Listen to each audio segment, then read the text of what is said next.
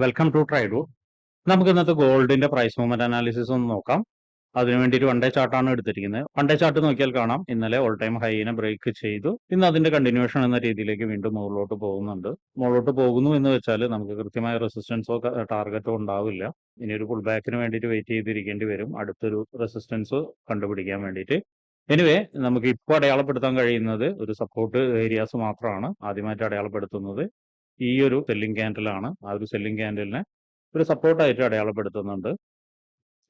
അതിന്റെ ഒരു price range എന്ന് പറഞ്ഞാൽ 2959 അതുപോലെ തന്നെ 3054 ഇടയിലാണ് ആ പ്രൈസ് റേഞ്ച് വരുന്നത്. അതൊന്ന് നോട്ട് ചെയ്ത് വെക്കുക.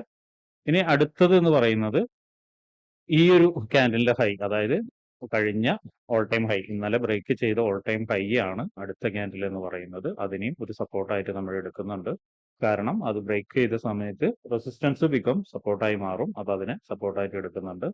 അതിന്റെ പ്രൈസ് റേഞ്ച് എന്ന് പറയുന്നത് 3166 ആണ് അതിന്റെ പ്രൈസ് റേഞ്ച് വരുന്നത്.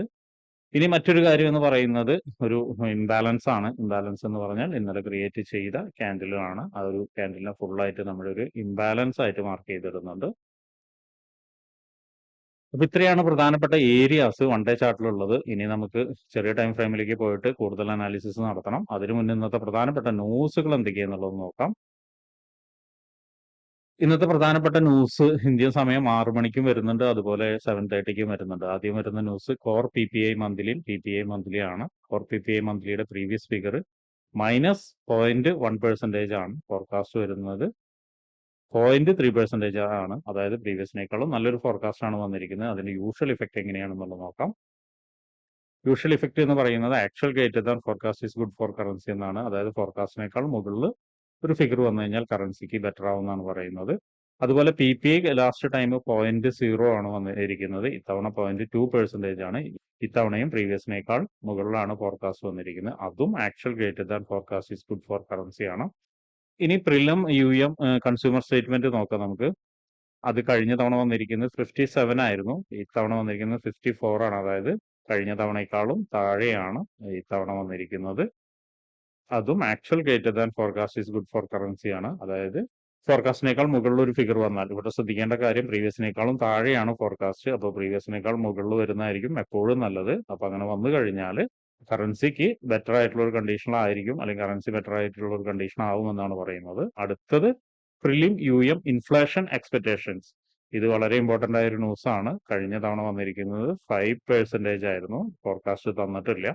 ഇതിന്റെ യൂഷ്വൽ ഇഫക്റ്റ് എന്ന് പറയുന്നത് actual greater than forecast is good for currency എന്നാണ്. ഫോർകാസ്റ്റ് തന്നിട്ടില്ല. അപ്പൊ അതുകൊണ്ട് നമുക്ക് ഫോർകാസ്റ്റിനെ കുറിച്ച് പറയാൻ കഴിയില്ല.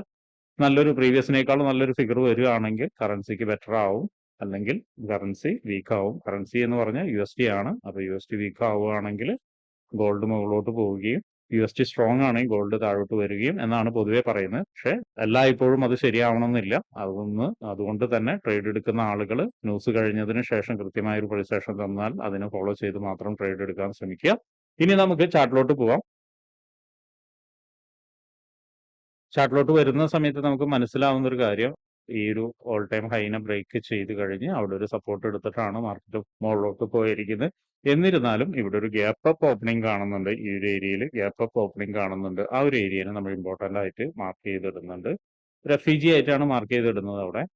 അതുപോലെ തന്നെ താഴോട്ടേക്ക് വരുന്ന സമയത്ത് നമുക്ക് ഒരു സപ്പോർട്ട് ഏരിയ ഇവിടെ നോക്കിയാൽ കാണാം. വളരെ ക്ലിയർ ആയിട്ടുള്ള ഒരു സപ്പോർട്ട് ഏരിയ ഉണ്ട്. മൾട്ടിപ്പിൾ ടൈം ഇവിടെ മാർക്കറ്റ് നിന്നിട്ടാണ് മുകളിലോട്ട് കയറി പോയിരിക്കുന്നത്. ആ ഒരു ഏരിയനെ മാർക്ക് ചെയ്തിടുന്നുണ്ട് സപ്പോർട്ടായിട്ട്. അപ്പൊ ഇത്രയാണ് 1 ഹവറിൽ മാർക്ക് ചെയ്തിടാനുള്ളത്. പിന്നെ ഇപ്പൊ തൊട്ട് നിൽക്കുന്ന ഒരു ക്യാൻഡലിന്റെ താഴെ ഒരു FCG ഒക്കെ ക്രിയേറ്റ് ചെയ്ത് വന്നിട്ടുണ്ട്. ഒരുപക്ഷെ നമുക്ക് 50 മിനിറ്റ്സിലോട്ട് വരുമ്പോൾ കുറച്ചും കൂടി നല്ലൊരു ഏരിയാസ് കിട്ടുമെന്ന് പ്രതീക്ഷിക്കാം. അപ്പൊ അതുകൊണ്ട് 50 മിനിറ്റ്സിലോട്ട് പോയിട്ട് എൻട്രി സാധ്യതകൾ എന്തെങ്കിലും ഉണ്ടോ എന്നുള്ളത് നോക്കാം. 50 മിനിറ്റ്സിലോട്ട് നോക്കുന്ന സമയത്ത് കൃത്യമായ ഇടവേളകളെല്ലാം മാർക്കറ്റ് റീടെസ്റ്റ് ചെയ്തിട്ടാണ് പോകുന്നത്. അപ്പോൾ നേരത്തെ കണ്ട FEG ഓൾറെഡി 50 മിനിറ്റ്സിൽ എടുത്തിട്ടുണ്ട്. എന്നിരുന്നാലും ഇവിടെ ഒരു FEG ഗ്യാപ്പ് ഇപ്പോഴും ക്ലിയർ ആയിട്ട് തന്നെ കാണുന്നുണ്ട്. അപ്പോൾ ഇങ്ങോട്ട് വരികയാണെങ്കിൽ 50 മിനിറ്റ്സിൽ ഇങ്ങോട്ട് വന്നിട്ട് ഇവിടെ നിന്ന് ഒരു കൺഫർമേഷൻ, എക്സ്പെഷ്യലി നോക്കുകയാണെങ്കിൽ കാണാം ഇവിടെ മൾട്ടിപ്പിൾ ടൈം മാർക്കറ്റ് നിന്നതാണ്.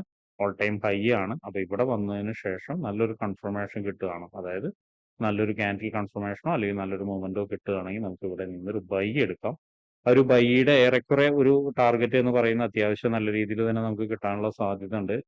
3290 വരെയൊക്കെ കിട്ടാനുള്ള സാധ്യത കാണുന്നുണ്ട്. ഒരുപക്ഷെ ഇന്ന് കിട്ടുമോന്ന് പറയാൻ അറിയില്ല. എന്നിരുന്നാലും നെക്സ്റ്റ് ഡേയിലൊക്കെ കിട്ടാനുള്ള ഒരു സാധ്യത കാണുന്നുണ്ട്. ഒരു 3290, 3295 എന്ന റേഞ്ചിലേക്കൊക്കെ എത്താനുള്ള സാധ്യത കാണുന്നുണ്ട്. അപ്പൊ ഇതാണ് ഒരു ബൈ എൻട്രി എന്ന് പറയുന്നത്. താഴോട്ടേക്ക് ഇറങ്ങിയാൽ മാത്രമേ നമുക്ക് 15 മിനിറ്റ്സിന്റെ ടൈം ഫ്രെയിമിൽ എടുക്കാൻ പറ്റുള്ളൂ. പ്രത്യേകിച്ചും ഈ ഒരു ഇംബാലൻസിൽ അല്ലെങ്കിൽ ഈ ഒരു ഗ്യാപ്പ് അപ്പിൽ നോക്കിയിട്ട് എടുക്കുക. പിന്നീട് സെൽ എൻട്രി എന്ന് പറയുന്നത് കുറച്ച് ബുദ്ധിമുട്ടുള്ള കാര്യമാണ്. ഇവിടെ നോക്കുന്ന സമയത്ത് നമുക്ക് മനസ്സിലാവുന്നത് മാർക്കറ്റ് കുറച്ച് നേരം ഇങ്ങനെ നിന്ന് കളിക്കുന്നുണ്ട്. എന്നിരുന്നാൽ പോലും സെൽ എൻട്രി എടുക്കൽ അത്ര ഭയങ്കര ബുദ്ധിമുട്ടുള്ള കാര്യമാണ്. കാരണം മാർക്കറ്റ് വളരെ സ്ട്രോങ് ആയിട്ടുള്ള ഒരു അപ് ട്രെൻഡിലാണ്. കൃത്യമായ ഒരു പുൾ ബാക്ക് കിട്ടിയതിന് ശേഷം പിന്നീട് വരുന്ന റീടെസ്റ്റ് ഒക്കെ നോക്കിയതിന് ശേഷം നമുക്ക് സെൽ എൻട്രി എടുക്കാൻ പറ്റുള്ളൂ. എന്നിരുന്നാലും നേരത്തെ പറഞ്ഞ പോലെ തന്നെ ചെറിയ ടൈം ഫ്രെയിമിൽ എന്തെങ്കിലും ഒരു സൈൻ തന്നിട്ടുണ്ടെങ്കിൽ താഴോട്ടേക്ക് വരുമെന്നുള്ള ഒരു സൈൻ തന്നിട്ടുണ്ടെങ്കിൽ നമുക്ക് ഇവിടെ നിന്നോ അല്ലെങ്കിൽ മുകളിൽ നിന്നൊക്കെ ഒരു സെൽ എൻട്രി നോക്കാം. അത് മാക്സിമം ടാർഗറ്റ് എന്ന് പറയുന്ന FEG ആണ്. ഈ ഒരു FEG ആണ്. പക്ഷെ അത് എപ്പോഴും ശരിയാവണമെന്നില്ല. കാരണം എന്താണെന്ന് വെച്ചിട്ടുണ്ടെങ്കിൽ ഇപ്പോൾ മാർക്കറ്റ് ഓൾ ടൈം ഹൈയിലേക്ക് ക്രിയേറ്റ് ചെയ്ത് പോകുന്നതാണ്. ഇനി അടുത്തൊരു പാറ്റേൺ ഇവിടെ ക്രിയേറ്റ് ചെയ്തിട്ടാണ് പോകുന്നതെങ്കിൽ ഒരുപക്ഷെ ആ പാറ്റേണിലേക്ക് ആയിരിക്കും ടാർഗറ്റ് വരിക. അപ്പൊ അതുകൊണ്ട് തന്നെ സെൽ എൻട്രി കാര്യമായി നോക്കാതിരിക്കുക.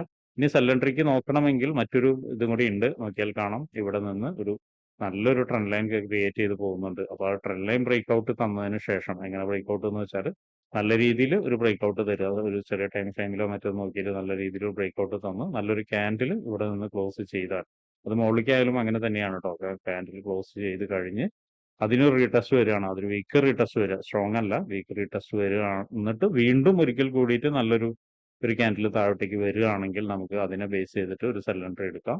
അപ്പൊ അങ്ങനെയാണെങ്കിൽ ഏറെക്കുറെ നേരത്തെ പറഞ്ഞ പോലെ ഈ FEG ആവാം, അല്ലെങ്കിൽ മുകളിലോട്ട് ക്രിയേറ്റ് ചെയ്ത് പോകുന്ന സമയത്ത് അല്ലെങ്കിൽ മുകളിലോട്ട് മാർക്കറ്റ് പോകുന്ന സമയത്ത് എന്തെങ്കിലും പാറ്റേണോ മറ്റോ ക്രിയേറ്റ് ചെയ്തിട്ടുണ്ടെങ്കിൽ അതിലോട്ട് വയ്ക്കുക. ഇനി മറ്റൊരു കാര്യം എന്ന് പറയുന്നത് നമ്മളിപ്പോൾ സെൽ എൻട്രി ഒക്കെ പറഞ്ഞിട്ടുണ്ട്. ഇനി മറ്റൊരു കാര്യം എന്ന് പറയുന്നത് ഈ ഓൾ ടൈം ഹൈയുടെ താഴോട്ടേക്ക് വരികയാണെങ്കിൽ നേരത്തെ പറഞ്ഞ പോലെ തന്നെ ഈ ഒരു FEG ഒരു പക്ഷേ ബ്രേക്ക് ചെയ്തേക്കാം.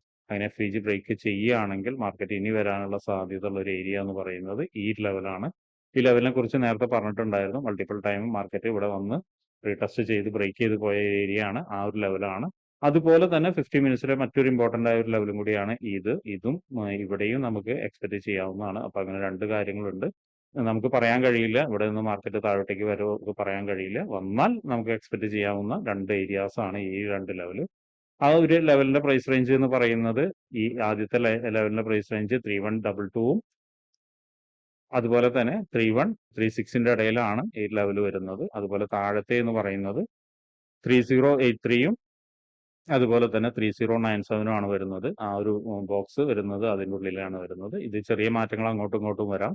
അപ്പോൾ ഈ ഏരിയാസ് മാർക്ക് ചെയ്യുന്ന ആളുകൾക്ക് ഒരു റഫ് ഐഡിയ കിട്ടാൻ വേണ്ടിയിട്ടാണ് പ്രൈസ് റേഞ്ച് പറയുന്നത്. കൃത്യമായി അതായിരിക്കില്ല. നിങ്ങൾ കൃത്യമായി ക്യാൻഡിൽസും അതുപോലെ തന്നെ പാറ്റേണും മാർക്ക് ചെയ്ത് അതിനനുസരിച്ചാണ് ട്രേഡ് എടുക്കേണ്ടത്. അല്ലെങ്കിൽ അതിനനുസരിച്ച് അവിടേക്ക് മാർക്കറ്റ് വരുന്ന സമയത്ത് എങ്ങനെ ബിഹേവ് ചെയ്യുന്നു എന്ന് നോക്കിയതിന് ശേഷം മാത്രമാണ് ട്രേഡ് എടുക്കേണ്ടത്. അപ്പൊ ഇത് എടുക്കുന്ന ആളുകൾ ശ്രദ്ധിക്കാൻ മറക്കണ്ട. ഒരിക്കലും ബ്ലൈൻഡ് ആയിട്ട് എടുക്കരുത്. ഈ പറയുന്ന ഏരിയാസിലേക്ക് വരുന്ന സമയത്ത് മാർക്കറ്റ് എങ്ങനെ ബിഹേവ് ചെയ്യുന്നു എന്നുള്ളത് നോക്കിയതിന് ശേഷം മാത്രം ട്രേഡ് എടുക്കാൻ ശ്രമിക്കുക. അപ്പൊ ഇങ്ങനെയുള്ള കാര്യങ്ങളൊക്കെ നിങ്ങൾക്ക് പഠിക്കാൻ താല്പര്യമുണ്ടെങ്കിൽ ട്രേഡ് റൂട്ടുമായിട്ട് ബന്ധപ്പെടാം. അത് ഫ്രീ ആയിട്ട് ട്രേഡിങ്ങിന്റെ കാര്യങ്ങളൊക്കെ നിങ്ങൾക്ക് പഠിക്കാവുന്നതാണ്. അതിനു വേണ്ടിയിട്ട് ഈ വീഡിയോയുടെ ഡിസ്ക്രിപ്ഷനിൽ ഒരു ഗൂഗിൾ ഫോം കൊടുത്തിട്ടുണ്ട്.